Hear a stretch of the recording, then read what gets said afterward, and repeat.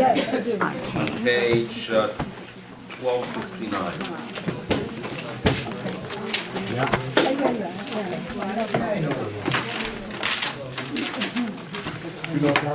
Not much more.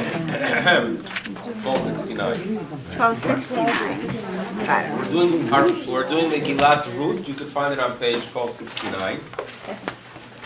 So we have a tradition of reading this scroll, this book, on Shavuot. It is a story that occurs in the days of the judges. Our ancestors enter the land of Israel in the days of Joshua. After his passing, there's a series of rulers that we call the Shoftim. The judges themselves are ones who try to guide the nation in the right direction, but is a nation, unfortunately, that is not unified, and it's a nation that is tempted by the philosophies, lifestyles of the nations that surround them. In that time, we have a very critical period of divisiveness, of internal struggles. And at that time, there is this story of Ruth. It's a very unique story. And we have a tradition of reading this book on Shavuot. I think that it indicates the uniqueness of the Jewish people. All nations have their heroes. All nations have their legends and their stories. Perhaps it is common for others to read about those heroes on their Day of Independence. I don't know, here in Canada, who are the stories you read about? Who are those individuals? Louis Ria. The Canadian probably. Right out of my mouth. July 1st, you sit down and you read Megilas Ruth. In Mexico, I grew up hearing about Benito Juarez. Okay, we read about different people, the George Washington. The stories usually are about a person who has a journey that symbolizes the journey of the nation. Paul Revere. Okay, for the Americans here. Yes. Here they are. Paul Revere. Oh, here we go. Okay. Where's B here? Oh yeah, of course. British are coming. His horse rides on Paul Revere. So you grew up with the story. Here, we as Jews, we get together on the day that we become a nation. If you think about it, Kabbalat Torah is our identity. And we want to read a story about this journey, and we decide to read a book about a convert. So there's something very incredible about it. It tells us that the journey of the Jew is a different journey. It's really the journey of humanity, because all humans should be and are welcome to make that journey. So number one, just the choice of who we are reading about tells us a little bit about this nation. However, the book itself is going to be addressing an era, a period, where unfortunately it is a nation that is very far, very distant from its ideals. And if you look at the first words, Vayehi b'yemei shefot hashoftim, in the day when the judges judged, and the rabbis read into it, they could actually read those two words, not when the judges judged, but when people judged the judges. Which there goes society, right? When leaders cannot go ahead and rule, either because they are not qualified, or because the nation is cynical and is not willing to turn to them for guidance, that is going to be the beginning of the downfall of a society. Vayehi ra'av ba'aretz, and there's a famine. So what do you expect when there's a famine? Well, leaders should take the role of trying to reduce prices, to be sure that the roads are good, that the little bit that does exist reaches its destination. Perhaps as Jews, and we believe that when there is a plague that affects Klal Yisrael, it's not random. We improve our ways, reconnect to our Creator. So you would expect leadership to be very, very busy, to roll up their sleeves and to take charge of the situation. So we are told that there was a leader that was well, at least he believed he is qualified to be leader. But let's read about how he reacted. Vayelech ish mi Betlechem Yehuda, a fellow from Betlechem leaves, and he packs out of the land. Lagur bisde Moav. He goes ahead and he leaves to live in the fields of Moav with his wife and his 2 children.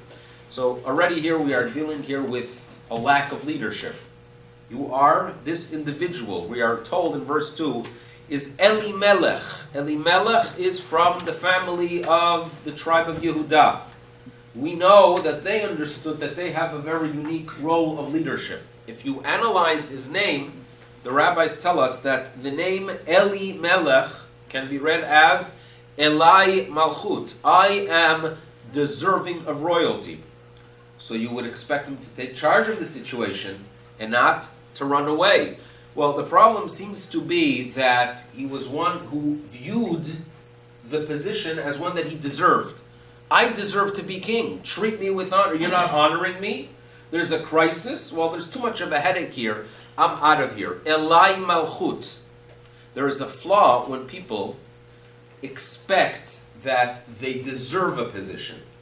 If you follow the news in Israel over the past few weeks, as I feel bad for Netanyahu. That's a fact. I feel bad for him.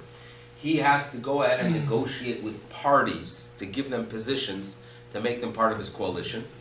And then from within his party, they are eating him up alive of people walking around one after another, declaring, Elai Malchut, I deserve to be a minister. That's a ministry you're giving me. I deserve a more significant one. And one after the other. These are people that are elected for the sake of others, for the sake of the country, to inspire others. And you read the news, unless the news is lying, it is very agitating. One after the other. Everyone seems that Elai Malchut.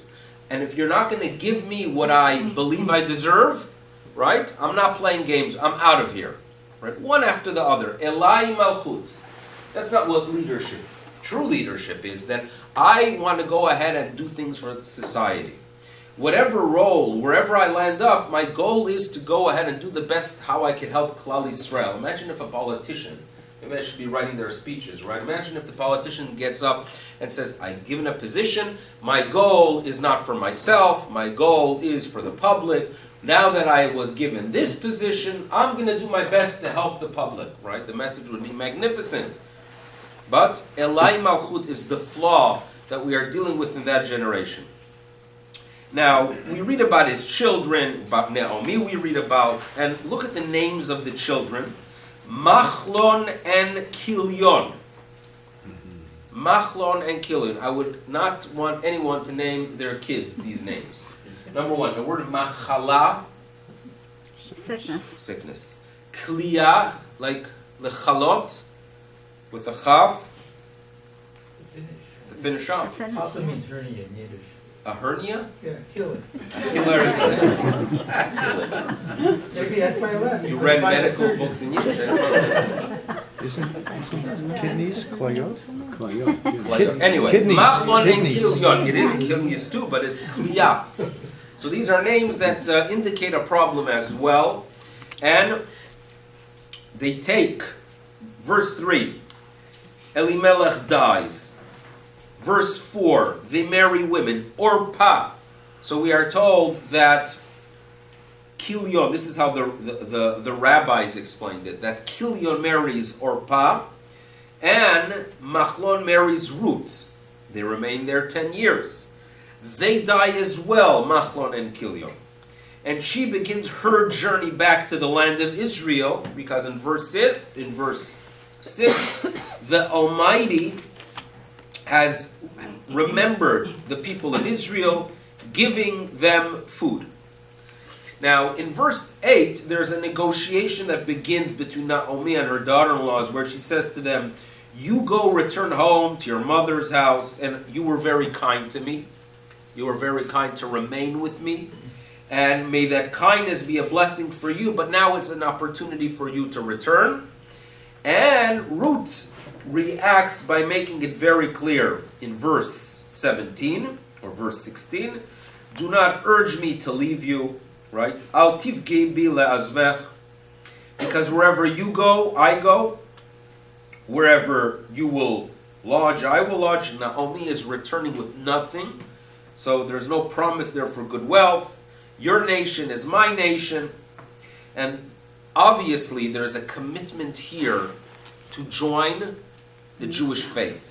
And the rabbis actually read into these verses that the conversation you are supposed to have with a potential convert is based on this conversation that occurs here. She has to indicate her understanding of what Judaism is about. She has to go ahead and commit herself to a relationship with God. And indeed, in verse 19, they return together. There is a major dispute between the commentators as to what exactly was Ruth and Orpah's status when the children, Machlon and Kilion, and remember, they are children of a great and well-respected leader, Elimelech. What was their status at the time of the marriage?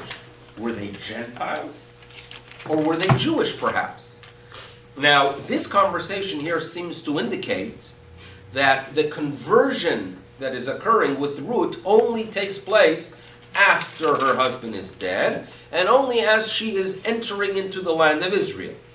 On the other hand, we're going to find that we bring in the concept of yibum, meaning when a woman, God forbid, loses her husband and there's no children, so there is a mitzvah to marry a brother of the deceased husband, not done nowadays, or else there is a ceremony known as a chalitza that is necessary.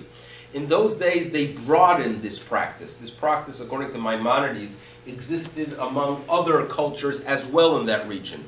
That a woman who her husband dies childless, she marries any family member, and there's something logical to it. She joined the family, she was part of the family, so if there's a way to keep her part of the family that she joined, it is logical to do so.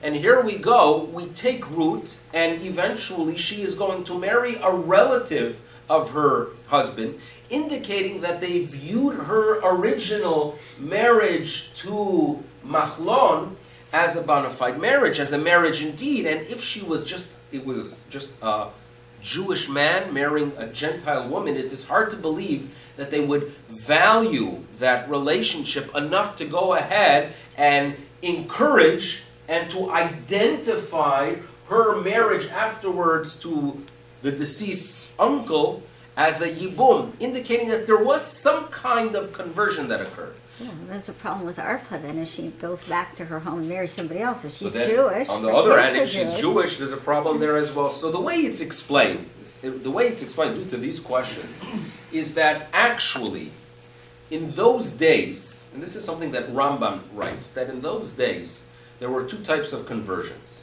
There were official conversions done by the courts, and when we say the courts, these are the courts that are either in Jerusalem or under the system, the official system of the courts. And then there were what we would call private conversions. Private conversions of people were done at times that, for example, in the days of Shlomo HaMelech, our nation was a very wealthy nation. Many people wanted to join the Jewish people, but unfortunately not for the right reasons. So therefore, the official stand of the courts was, we do not accept converts. Now, what if someone wanted to do it anyway? So they would go ahead and go through an unofficial court. Right? Like in Israel, there's a whole to-do now about kashrut, that you have the official kashrut of the Rabbanut, and then there are individuals that want to run a private kashrut agency. So this concept of having a bet din that is an unofficial bet din existed then. Now, how would the courts view the converts to Judaism who joined the nation with an unofficial court? So what they would do is that they would go ahead and wait and analyze. They would go ahead and follow the converts and how they behave. So if 3-4 years go by, and the person, the woman or man who converted not under the official courts is showing commitment to Judaism, right? Comes to synagogue, is concerned about the laws of Shabbat, is interested in kashrut. So they would retroactively declare that this is obvious that this is a person that their conversion was lishma, for the sake of Judaism. And bingo, mission accomplished. They would just declare, obviously they are committed and Jewish. If on the other hand, it's a person that 3 years later they would say, oh, them?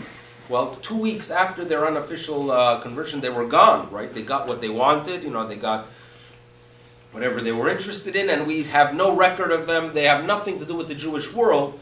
So that would indicate that the private conversion was not for the right reasons. So with that approach, we can understand very well that Machlon and Kilyon marry women, and they go through a private conversion.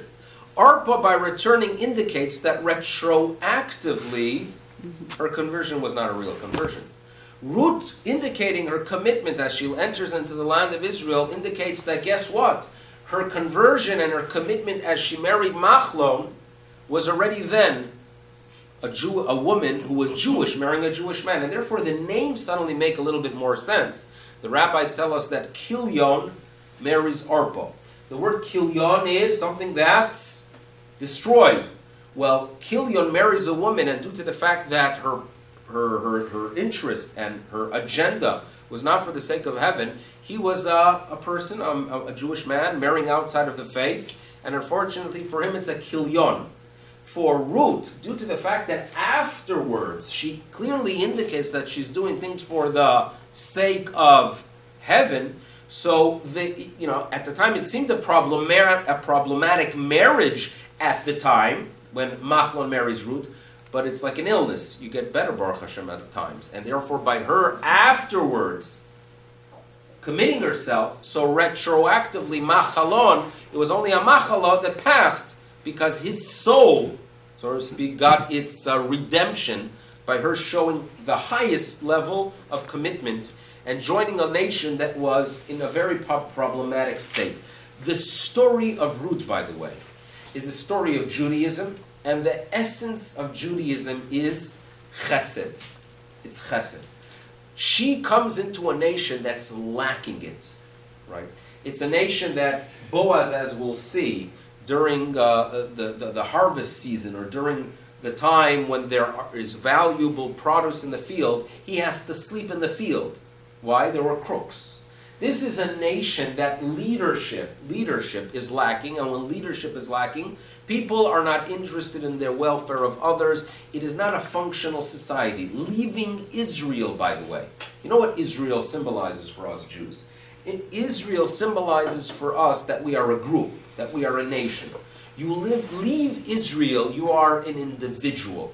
Our identity is based on the land of Israel. That's where we unite. When you have a leader leaving Israel, that's a tragedy, because that indicates that he is not interested in bringing this body together, but he wants to view himself and be concerned for himself. There is a lack of concern for others, a lack of chesed. And if you read through what Ruth is doing, her concern for her mother-in-law, the fact that she's going out to the field, she is a woman that's interested in chesed. Boaz, the man, as we will see now in chapter 2. So we are told on page 1270 in chapter 2, Naomi has a relative of her husband, and his name was Boaz. And as Ruth goes ahead and begins the process of going to the fields to glean among the grains, she lands up in his field. Boaz recognizes that this is a woman that's lacking things, but yet behaving in a very proper way. He finds out that this is the woman Ruth who returned with Naomi. And if you look carefully, he turns to the servants in the field. And he turns to them and he says to them, be sure to drop more. If you look in chapter 2, verse 16, let her, right, that you should even deliberately pull out some from her, for her, from the heaps and leave them to glean. In other words, the general rule was that in fields, according to Jewish law, if you have individual stocks, one or two, you are not supposed to gather them. They are there for the sake of the poor. And it was a system where poor people would be able to walk into a field and sustain themselves. Comes this man Boaz and senses that he has an opportunity to do an act of kindness to a woman of kindness. So he turns to his workers and he says, be sure to have more you should go ahead and deliberately pull out from the sheaves that technically belong to the owner to perform the act of kindness. So he is a man of kindness as well. Her essence is kindness, and his essence is kindness as well. So now, that is the story of Ruth coming in contact with Boaz. Now it's interesting. The rabbis have a tradition as to Boaz's real name. Meaning, if you read the book of Shoftim, we talk about many leaders there. Boaz, his name does not appear. But the rabbis tell us that there is someone called Ivtsan.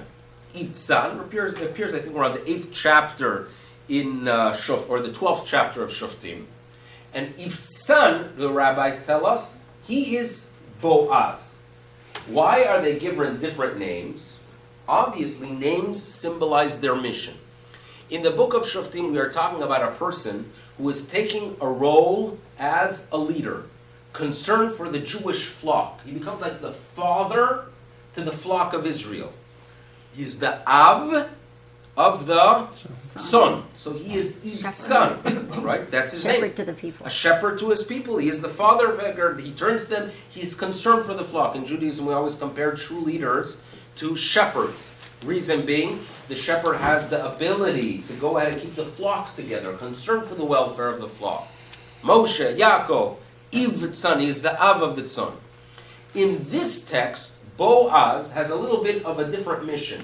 This is an era that is lacking chesed. It's an era where there's a lack of concern for the welfare of society. The Jewish strength comes from peace. We are very, very weak when we are not getting along. Right? It's relevant to all nations. How much more so to the Jewish people? Hashem oz le'amo iten. God should give us oz, strength. How do we get oz? Hashem yivarech et amo bashalom. You want strength, Jewish strength, with all the weapons and technology. It's good. It's necessary. Shalom is what brings us together. Shalom is concern for the welfare of others, right? Doing acts of kindness for the welfare of others, realizing that there are a lot of dark spots in the Jewish world. God created a world with a lot of darkness. There's a lot of dark spots. It's a nice world out there, but there are dark spots of tragedy, right? Of things that are very, very painful. And as Jews, we recognize that we have that role to go ahead and bring light to the darkness. To go ahead and when there's someone who is either lonely or ill or in need, we go ahead and we say, God, what you want us to do is take the light that we have, it could be financial light, it could be emotional light, and put it where there's darkness. That's chesed. And that brings our nation together. That's shalom. So what comes when Boaz comes? You know what he brings with him as it relates to this text? He brings oz, he brings the strength of peace. So he symbolizes chesed, she symbolizes chesed, and that's the story that we're going to be reading about. Now, what happens in chapter 3 is that they begin the process of finding a security for Ruth. And she does eventually marry this individual, this Boaz. The system at that time worked that there was property that was owned by Machlon, and it was taken by someone else, and in Judaism we value land remaining in an ancestral area, that if it was acquired by someone else, it'd be redeemed and returned to the family that owned it.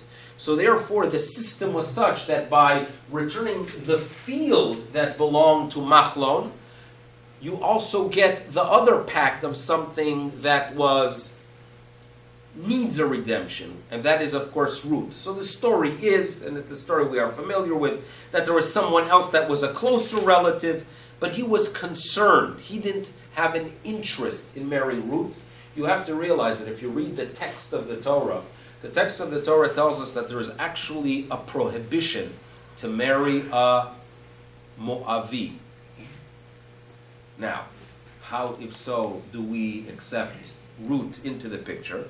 So we accept Ruth into the picture because the rabbis had a tradition that this warning against marrying into the nation of Moab relates specifically to the males.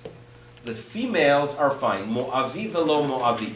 But remember, when you have a general rule and you have a rabbinic tradition, you're going to have some that are going to be uncomfortable with it, and there are others who are going to be confident. And that was exactly the situation. That Boaz was a receiver of the tradition. He was comfortable and believed that the Moabite route is 100% acceptable. On the other hand, the other individual who rejected it, and that's part of the story, he, on the other hand, does not have the tradition. So we're going to go ahead and turn to to chapter 4, and now we shall start reading after we got through that introduction.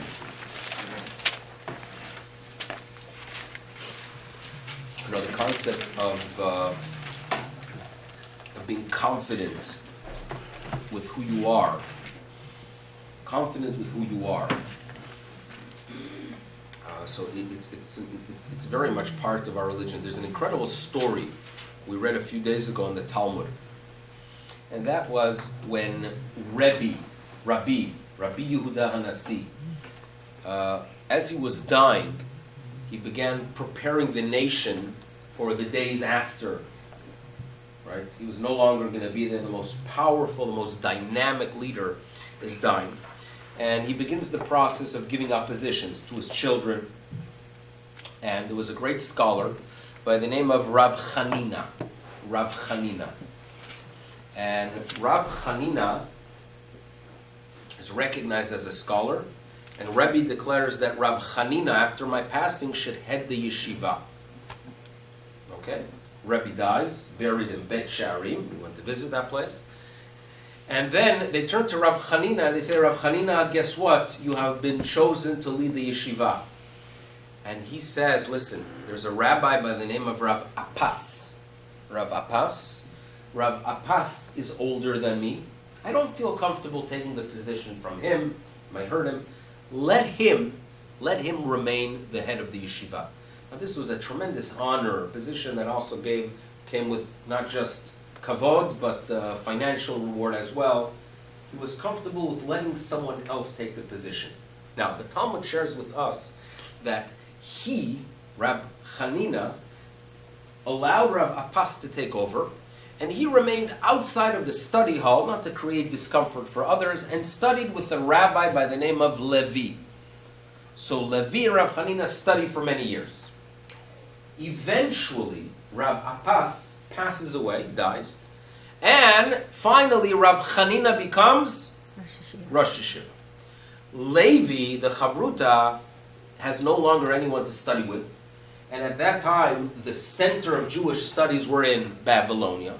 So Levi makes his way to Babylonia.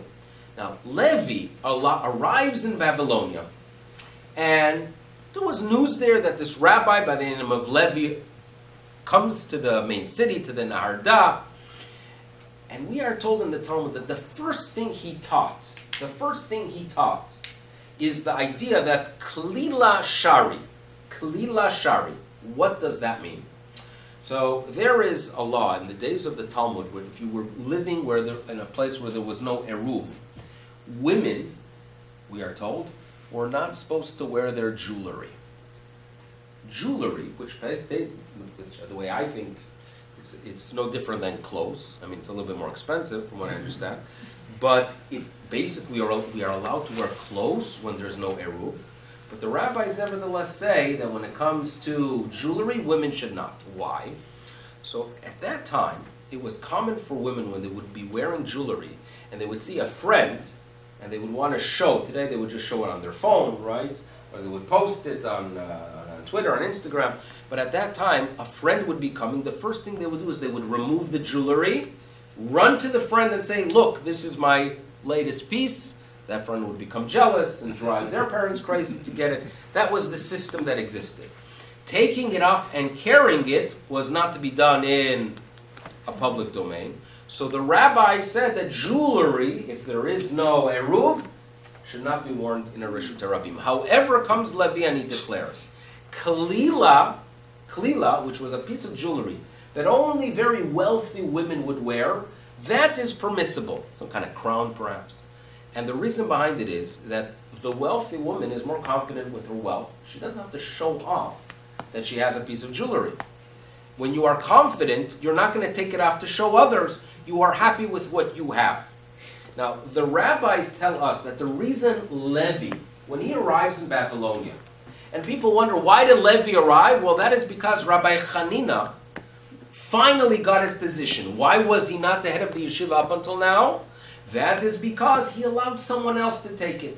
He gave the honor to someone else, and we say, yeah, he gave the honor to someone else because he was comfortable with who he is. He didn't need a position to feel good about himself. He felt as a valuable person, no need for recognition. I am who I am, and I am happy with it. That was the message. When Levi arrived in Babylonia, that was the message he was sharing. I am very happy. Be happy with who you are. And we can learn from the great Rav Hanina and his humility and his willingness to give the position to someone else. And that is the same idea as this piece of jewelry, that when you are wealthy, you have no need to show it to others. That is what a healthy situation is. The unhealthy situation is the Elimelech that we read about. The person who feels, I deserve, and if you are not giving it to me the way I want it, so therefore there will not be a game. Now, names are extremely significant in this book because we are told at the end, you know the story, Boaz marries Ruth. She symbolizes chesed, concern for the mother-in-law, concern for the soul of her husband, because she marries into the family, and she marries a very old man. According to rabbinic tradition, Boaz is a very old man. Boaz is a man of kindness. He is concerned for the welfare of the public, concerned for the welfare of this young lady. So they symbolize chesed. And then we are told, and we're going to look forward, if you look carefully, at towards the end, when we get to the names. Look at the last verse. The last verse is that we have Boaz have a child by the name of Boaz's son. Who's this Boaz? Boaz and Ruth have a son, Mazel Tov. And his name is Oved. Oved has a son and his name is Yishai. Yishai has a son and his name is David. So now, if you look at Boaz, he is a symbol of chesed. If you look at Oved, the name Oved comes from an Eved Hashem, the Ibn Ezra tells us. An Eved Hashem, a servant of God. How do you become a servant of God? By committing yourself to the study of Torah. That's what Moshe Rabbeinu is known as Moshe Eved Hashem. So those who study the Torah of Moshe are in Eved Hashem. And now Yishai, remember the David Hashem Ori veYish'i. Right? He is my salvation. When you talk about salvation through prayer, you talk about Yeshua. Yish'i is through prayer. We are believers that the pillars that creates the Jewish world, or the pillars of the world, are Torah, Avodah, and Gemilut Chasadim. And if you look at Boaz and this book is a book of Chesed. If you look at Oved, which is the Gemilut Chasadim, Oved is all about Eved Hashem through the study of Torah, and Yishai is all about what? Tefillah, through prayer. Tshuwa, in other words, a relationship, and finding salvation in God through prayer. And they are the ones that create David HaMelech. Okay, so that's the idea of names playing a significant role in the text itself. So far so good? What does David mean? Beloved. Beloved. Dodi, a relationship to God. In other words, the result is that you have a relationship to God. There are different explanations given as to why Megilas Ruth is read. Right? Some say it's because it's the season, the harvest of the wheat. Others know there's an interesting tradition that David HaMelech was actually born and died on Shavuot. But it's really the journey of our nation. You know, you have two approaches to a faith. One is an approach of just accepting what you've been taught. And then you take an approach of trying to think about what faith is. In other words, I could go ahead and live my life as a Jew and say, listen, I learned in institutions. I've been told that I have this wonderful faith and wonderful traditions. I have no need to wonder what's happening in the world around. There are others that have a level of discomfort, because the truth is, just as I have faith, and just as I've been taught that my teachings are the ones that are the most important and my religion is the center of the universe, there are many, many other faiths that have the exact same approach, right? Right now, there's someone learning on somewhere in the Middle East or somewhere in Pakistan in a midrashah, and they are studying about the significance of their tradition, right? I once came across on the web that there was a website where you get shidduchim advice from an imam. Now, it's a little bit different than our the shidduchim seen by us, but they have as well. In other words, you want to build a nice home with nice Islamic values, so you go ahead and go to a lecture by this imam, and the imam would give you a shir exactly of, what to do, what not to do, when to beat, what not to. So in other words, these are things that occur. Every faith has it.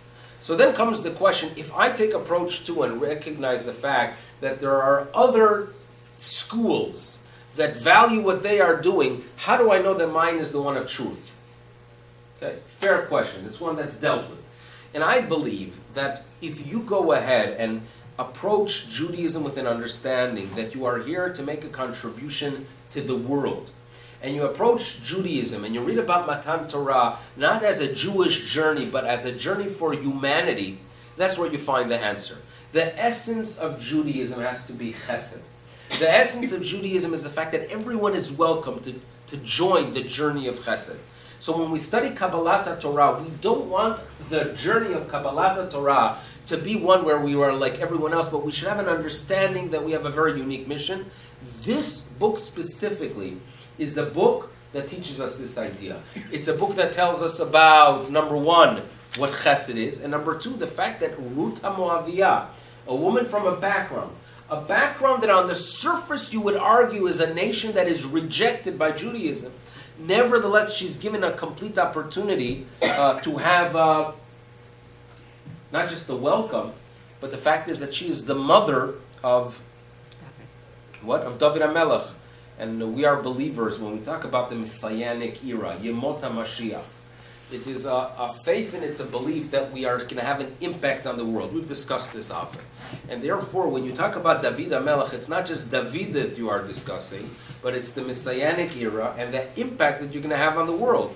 And therefore, turning to this book and turning to this story is a reminder that as Jews we have that mission. And hopefully we all experience a meaningful Kabbalat Torah, not just with cheesecake, right? The different the cheesecakes and all the milchiks that we eat. You have to remember, by the way, that there's still a mitzvah to eat fleishiks, and this is one of the big challenges that we have as Jews.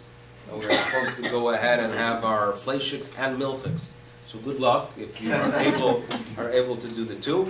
But hopefully we all have a wonderful Shavuot and could read and benefit from the message of the story of Ruth. Thank you for listening today. And we see you B'ezrat Hashem next week as we get back into Parashat HaShavua, Parashat Masot. Thank you.